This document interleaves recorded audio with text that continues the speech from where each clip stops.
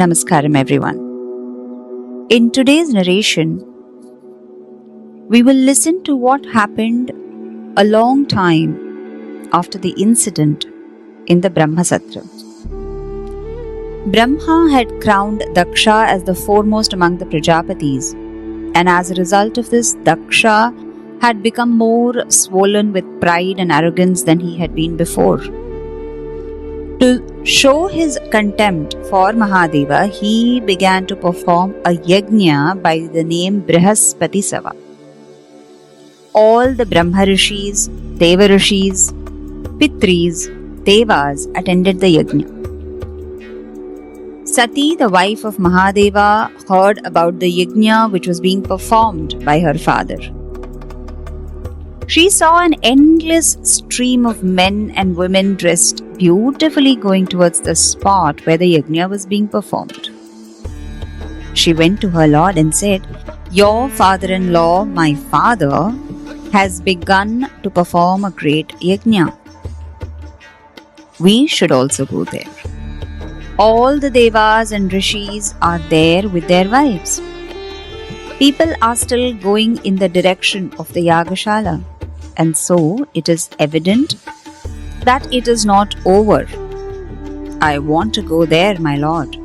I want to meet my mother and my sisters whom I have not seen for a long time. I am very eager to go and see the yajna. You are the Lord of the universe and you seem to consider this yajna as very ordinary. But I am a woman and I cannot help being excited at the thought of going to a yajna which my father is performing. From the look on your face, I can see what you want to say. We are not invited. What if we are not invited? Good men do not wait to be invited to the house of their masters, gurus, fathers and friends. Please take pity on me, and my longing to go there should be gratified by you. Will you not take me there and make me happy?" Mahadeva smiled sadly at his face. He looked at her eager face and was sorry he could not grant her what she was asking of him. He remembered the cruel words of Daksha spoken long ago. He said, "My dearest wife, my Sati, the thought of going to your father's house in spite of the fact that we are not invited would not have mattered if he had been a different person. But your father, Daksha Prajapati, is puffed up with pride. Drunk as he is with power, he is not likely to pay up the respect that is due to us. Your father is possessed of great qualities: learning, tapas, wealth, a beautiful body, age, noble birth. All these, if they are found in a good man, are indeed ornaments to the man. However, your father has become proud that he possesses these. I am learned. I am a tapasvi. Thoughts like these have made him insufferably proud, and he will not brook the greatness that is me. There are different types of pride, but the pride born of learning and tapas is the worst, and your father suffers from that malady. The hurt caused by a cruel relative pains much more than arrows sent by an enemy.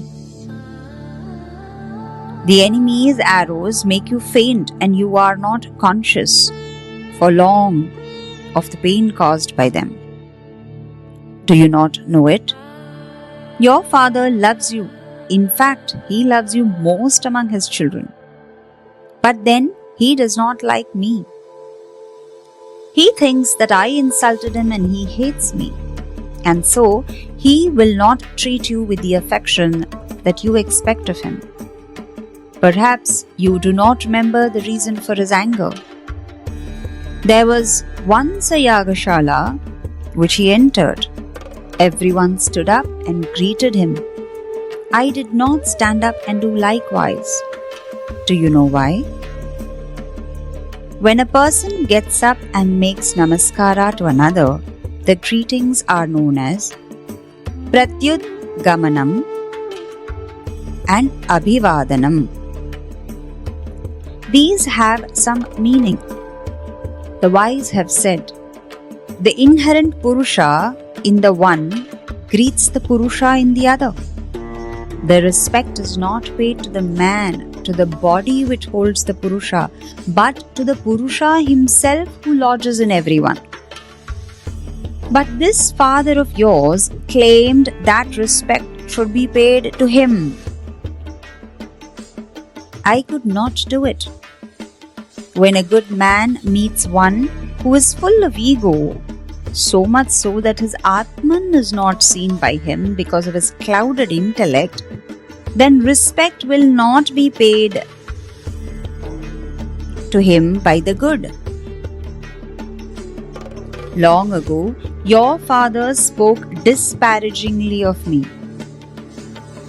He spoke cruel words and insulted me in the presence of everyone. He has cursed me.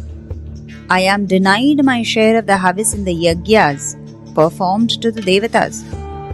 He is your father, no doubt, but he happens to be my enemy and all his followers are my enemies.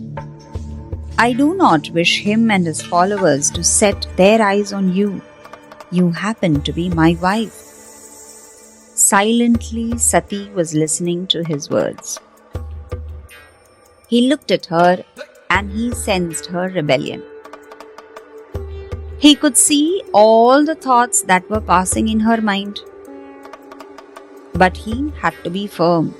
He said, if, however, you choose to ignore my words and decide to go, I can assure you that no good will come out of it.